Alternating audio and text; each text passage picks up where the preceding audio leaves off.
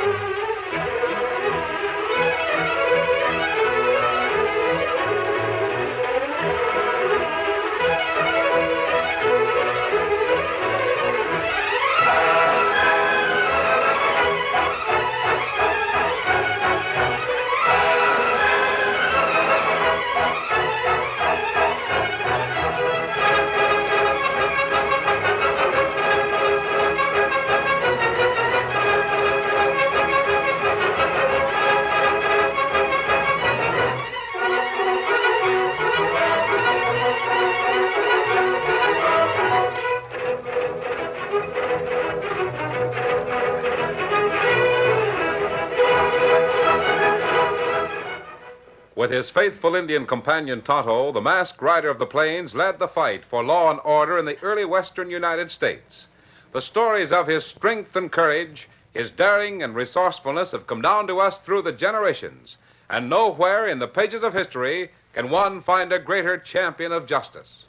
Return with us now to those thrilling days of yesteryear. From out of the past come the thundering hoofbeats of the great horse Silver. The Lone Ranger rides again. Come on, Silver! Hurry, big fellow! I'm Silver!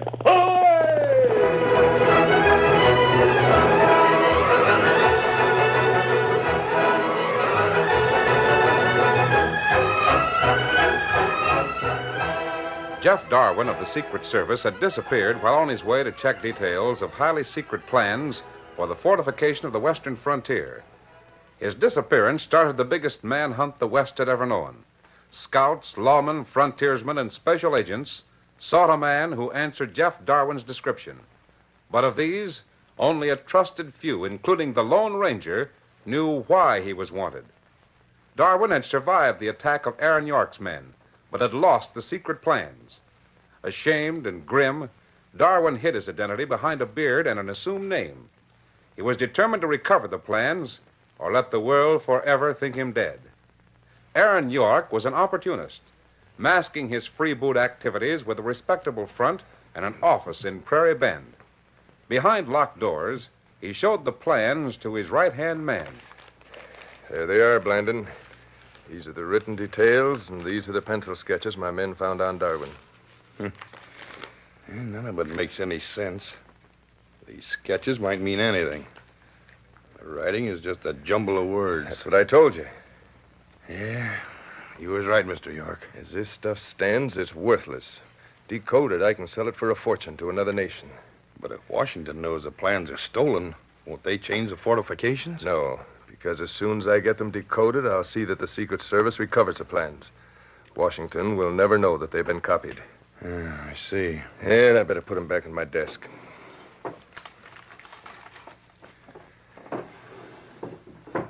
You think Jeff Darwin knows the code, huh? Of course he does. That's why I want him.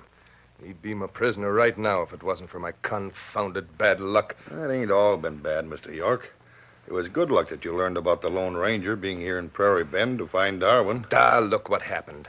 I knew the Lone Ranger was looking for the trail of Darwin's piebald horse. I sent men with that horse to lead him on a wild goose chase to Mexico. And instead of the Lone Ranger, Jeff Darwin found the trail and followed it. But you got that Indian Tonto and the kid to go after Darwin. They think he's a crook named Jefferson. Blandon, don't be a fool. Huh? Have you forgotten the new marshal, Smiley Royson? And that Secret Service man here in town? Baker? Yes. After we shot and killed the Lone Ranger, they followed our tracks to my ranch. They knew they were on the tracks of the murderers. I had to give them a story about the killer stealing fresh horses from me. Yeah, that's so? Royston and Baker will go after Dan and that Indian, thinking that they're the ones that killed the Lone Ranger. They can't prove they're innocent. No, but what if they compare notes? What if the Indian describes the man he's after, and Royston realizes that Mr. Jefferson is really Jeff Darwin? Hey, if that happens... If that happens, we'll have to move fast. I've got to get Darwin before the Secret Service men find him. Yeah. I'll lock my desk. What are we going to do, York? Get out to my ranch and get the men ready for action in case we need them. Right. If Royston and Baker locate Jeff Darwin, they've got to get the same as we gave the Lone Ranger.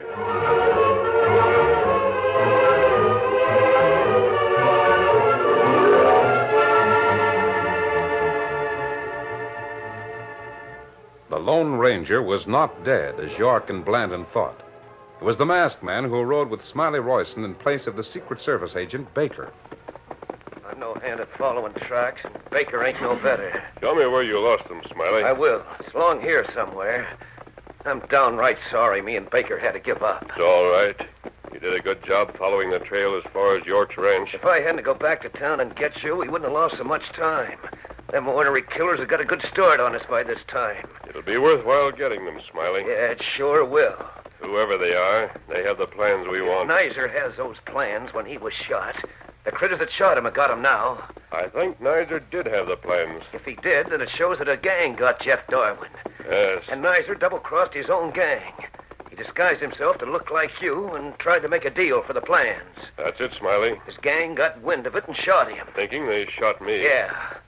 Nizer deserved what he got, the buzzard. He was on the other... Just a second. Now, rein up. Oh, Silver, oh, boy. Oh, Easy. Steady there. It's right along here that them tracks petered out. Let me have a look close at the ground. York told you the killer stole horses from him, huh? Yeah, and left their own horses at his place. Because the killer's horses were tired? Well, that's what York told me. I see. Here's the tracks. Steady, big fella. Good. Steady there, Silver. Easy. You can see the two tracks of two horses as clear as anything right here. Then they disappear on the rocky ground. Let me examine them so I'll know them again. Several tracks here, but the ones we want are on the top. I see. Now, this is where me and Baker rode. Smiley, which tracks were you following? These, right here. You say these are the tracks that are supposed to have been made by the murderers? Yeah. Them's the tracks we followed from York's ranch where the killers changed horses. What? Are you sure? Dead sure. The critters that made them tracks had got the plans they took off of Nizer's dead body. Just a minute. What's the matter?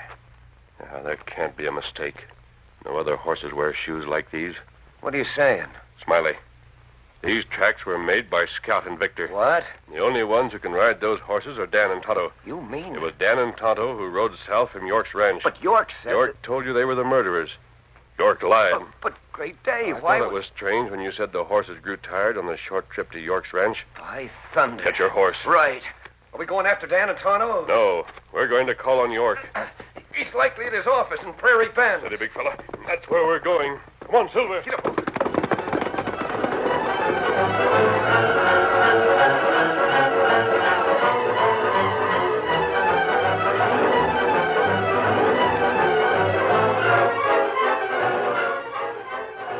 Dan Reed and Tonto were in Mexico. They reined up sharply as they saw on the trail ahead a campfire. Oh, Victor. Oh, fella. Oh, fella. Oh. The solitary man beside the fire didn't see or hear the Indian and the Lone Ranger's nephew, but both knew that it was the man they called Mr. Jefferson. That's the man, Tonto. There's no doubt about it. And now we ask him plenty question. What do you think about him? Me not know, Dan.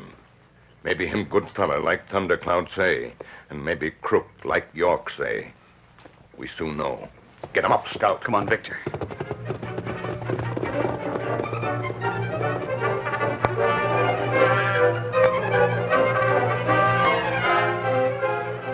Neither Dan nor Tonto knew that this bearded man was in reality Jeff Darwin, the Secret Service man for whom the nation sought. Mr. Jefferson? Oh, Scout. Oh, fella. Oh, boy. Oh, Victor. Oh, Dan. Tonto. We follow you long way, Jeff. We sure have, Mr. Jefferson. Followed me. But why? Fella tell us you crook. Him say we get big reward if we bring you back. Who said that? Fella named York. Oh, Aaron York. Has an office in the Bend. That right? So, you've come to take me back to him? But Chief Thundercloud say you not crook. I see. Well, that was mighty nice of Thundercloud.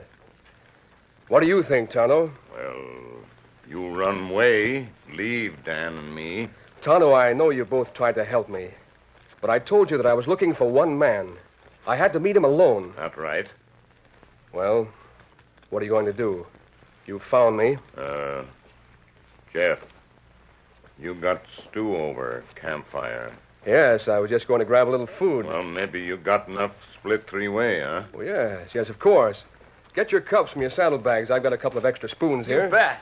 Golly, I'm starved. Leave horse here, Dan. All right. Sit right down over here.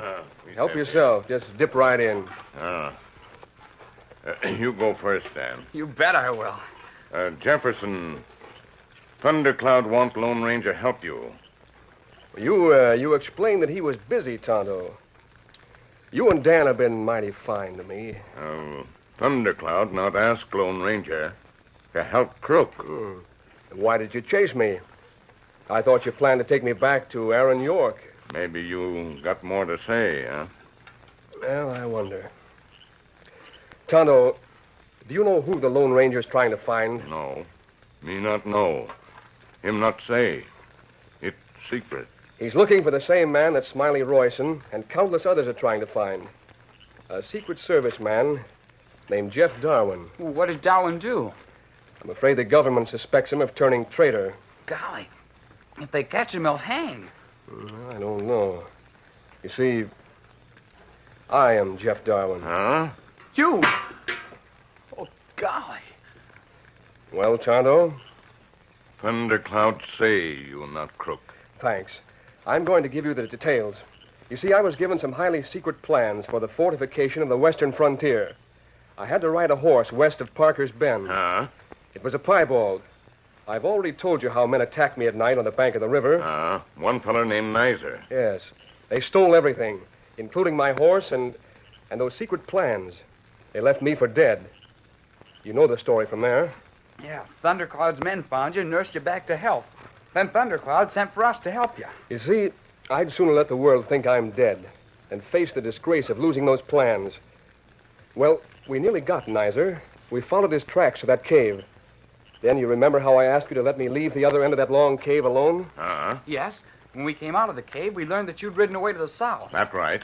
And that's when York say you Crook. I wonder why York said that. Me not know. Well, I'll tell you why I rode away in such a hurry, Tonto. I'm following the trail of a piebald horse. You mean... The horse that was stolen from me at the same time the plans were taken. Golly. I saw the horse's tracks, and I met a man who described the horse. It's my horse, all right. Where tracks a horse? Right over there, Tonto. There are two horses. The one on the left is the piebald. Me take look.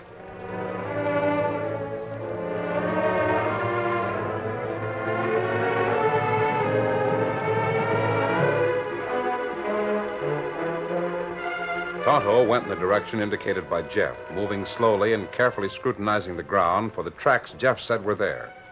After a short time, he found the tracks of two horses. Close study revealed facts to the Indian which had escaped the notice of the Secret Service man. With a grunt of satisfaction, Tonto turned and with quick steps started back to the campfire where Jeff and Dan were eating and talking. Those riders can answer some questions I want to ask. Then all this time, the Lone Ranger's been trying to find you, and you've been with us. Well, I didn't know at first, Dan, who the Lone Ranger was looking for. Jefferson, What is it? you not eat any more. What? Leave rest of food. Put water on fire. Here, me fix it. Why, Tonto, There's no time to eat now. You near end of trail. Near the end. Feller on piebald horse pass here a few minutes ahead of you. Are you sure? Grass still bend down. You get to saddle. We ride fast. Catch piebald plenty quick. Come on, then. Here, Victor. Steady there. You go ahead. I'll catch you. Get to saddle quick. All right, I'm ready. Take the lead, Tonto. Show me the way to that piebald horse. Get him up, Scout. Get up there. Come on, Victor.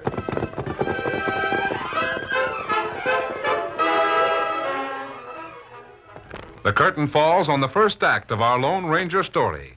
Before the next exciting scenes, please permit us to pause for just a few moments.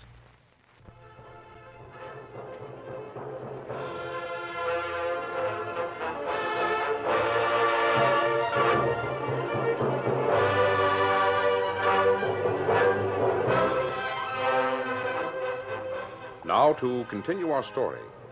Tonto and Dan Reed rode with Jeff Darwin on the trail of the piebald horse. Darwin knew it was the horse had been stolen from him by the same thieves that took the secret plans.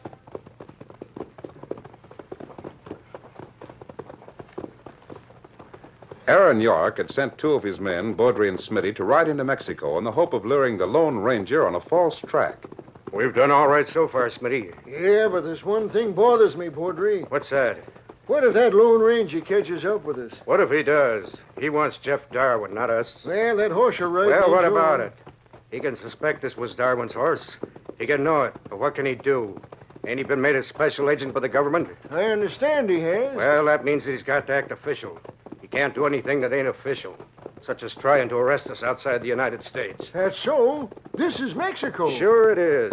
And the United States laws don't mean a thing this side of the border. That's why York lives handy to the border. Now, do you savvy? Why, sure. The Lone Ranger can't do a thing to us, even if he does catch us. Rein up a minute. Whoa there. Whoa, easy. Whoa. What is it? Well, from here we can see a long ways back. We'll scan the valley and see if there's... I see 3 horsemen. Hey, one of them horses is white. Would that be the Lone Ranger? I don't know. I can't make out the riders yet. Yeah, they're coming fast, mighty fast. Look at the dust trail back of them. One horse looks like a paint. One is. Can you make out the faces yet, Baudry? Not quite. I can tell one thing, though. The Lone Ranger ain't one of them 3. He ain't? The rider of the paint horse is an Indian. Say, Smitty, this is a fine kettle of fish. What's the matter? Those men are following our trail all right enough. One of them is Jeff Darwin. Darwin? You mean to say that the man that York wants so bad is here in Mexico? There he is, riding right up to meet us. Then he must have found the trail of the piebald instead of the Lone Ranger. Must have.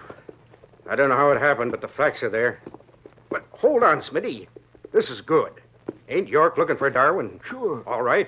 We'll take Darwin right back to York. There's 3 of them against 2, and that Injun... We ain't going to fight. Now, you just leave it to me.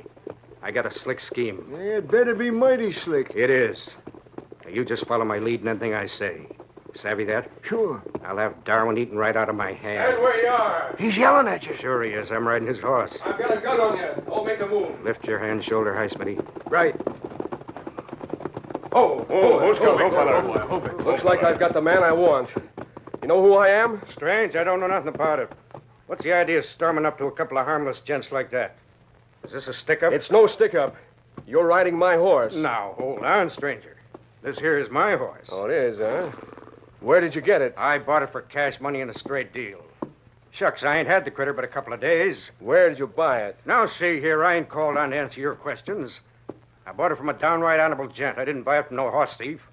That's why I know it ain't your beast. If there's a partly healed cut on the left shoulder, the horse is one that was stolen from me. Well, take a look. Say, Smitty, there is a cut on the critter's shoulder. There's the cut. Do you reckon that gent deals in stolen horses? I don't know. He seemed downright honest. Important man, too. Maybe I shouldn't have told him he was riding south. It tempted him to sell us. Where did you buy this horse? Why, just north of the border. Not more than 10 miles north. Maybe less than that. From whom? What was his name, Smitty? Let me see. York. That's it. Aaron York. Why, that's the man who... York. Say, look here. If he sold me stolen horse flesh, I'm going back and call him on it. I got a right to get my money back if you can prove that the horse was stole from you. We're all going back to call on Aaron York. Tonto, I thought it was strange that he sent you after me. What was that, mister? Never mind. Let's start back. We'll see what Aaron York has to say. You bet we will. Come on, Smitty. Get him up. Get up.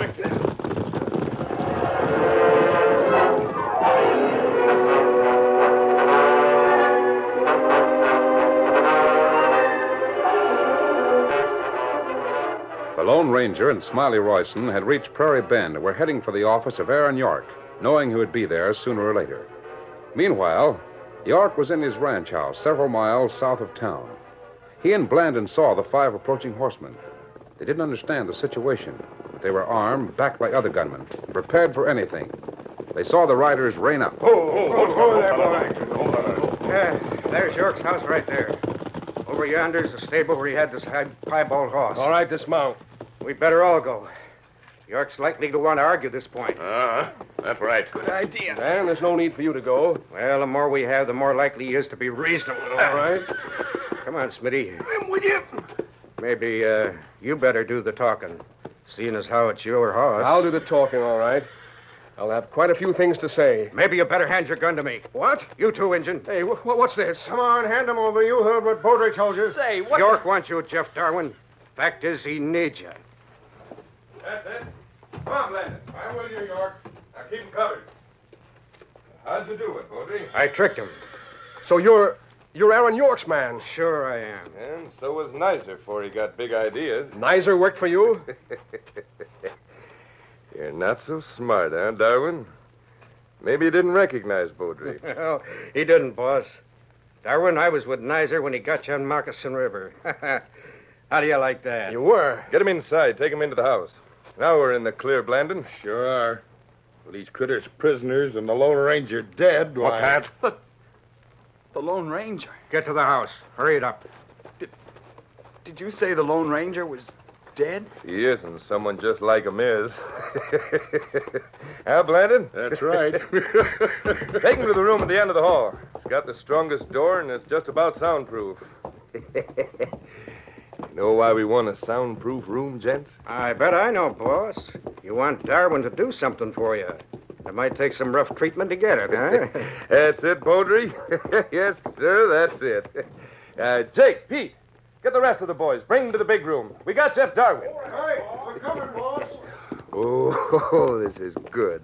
The whole government looking for Darwin, and he walks, or should I say he rides, right up to my own men. Yeah. Yeah, here we are. Now, step right in there. All the fool, stupid things I ever... No, you're not to blame, Jeff. Go on, get in there. You too, kid. I am. There we are. Now, bring some of those chairs over here, boys. Bring 5 of them. All right, boss. We'll put 3 strong chairs right in a row. Pete, you get a fire going in that fireplace. We'll warm this room up a little bit. I'll take care of it, York. Get some red-hot coals. If we find Mr. Darwin a little stubborn, we might find the coals handy to persuade him to do what we want. Just what do you want me to do? Oh, I think you can guess, Darwin. There's the chairs. Now sit down there. What if I don't? Oh, don't be brave, Darwin, or I'll make you see Tonto and the boys squirm before I go to work on you. Why, you... Sit down. Now, boys, close the shutters in those windows. All right, boss. Make sure they're all bolted on the outside. Jake, you and Pete tend to that. I'm taking no chances, Darwin. Here's the ropes. Time to the chairs. See that you make them good and tight. Must have used this room before, York. Bolts on the outside of the shutters. This, Darwin, is my prison. I got all the guns, boss. Darwin, you already know that, or at least you've guessed, that I have the plans that Baudry and Nizer took from you. Yes? I want those plans decoded. What if I don't know how to decode them? Maybe the code is held by someone on the coast to whom I was taking the plans. You don't know the code. Tonto and Dan are going to suffer first, then you. Don't tell him a thing, Mr. Darwin.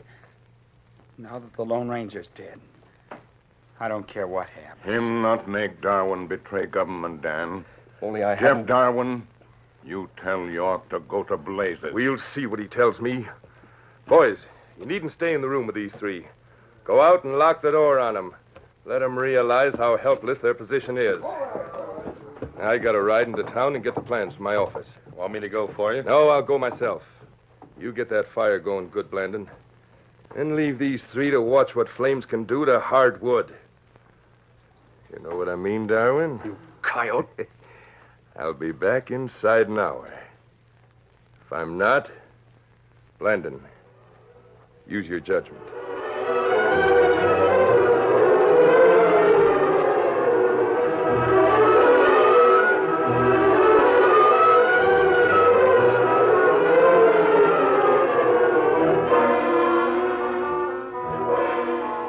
Delighted over the sudden turn of fortune, Aaron York rode into Prairie Bend. Who, fella, who? Steady now.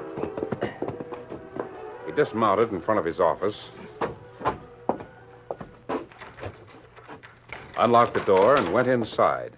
He didn't notice the man who followed close behind him. He stepped to his desk and unlocked the drawer. Here we are. I'll soon have these plans decoded. All right, York, you're covered. Royce. I reckon them will be the government plans we want. Yeah, Royce. Pretty smart, huh? Just keep your hands on the desk and no tricks. I need no tricks, Royson. I don't think you'll take these plans when you hear what I have to say. Talk fast. Let me mention a few names. Dan Reed, Tonto, Jeff Darwin. You know them? What about them? They're at my house, Royson. And if I'm not there in half an hour with these papers and drawings, they'll all be shot. Why, you... And if there's any attempt to get them, my men have orders to put the first bullets through their heads. Now, what'll it be, Ryson? Will you sell those 3 lives for these pieces of paper? I'll make that decision. The Lone Ranger. The Lone Ranger has come face to face with York. What is the masked man's decision? What would you do in a situation like that? Why don't you try it? Decide what course of action you'd take, and then see if the Lone Ranger does the same thing. But whether you put yourself in the masked man's place or not, be sure to tune in to the next episode for the thrilling wind-up of the biggest of all manhunts.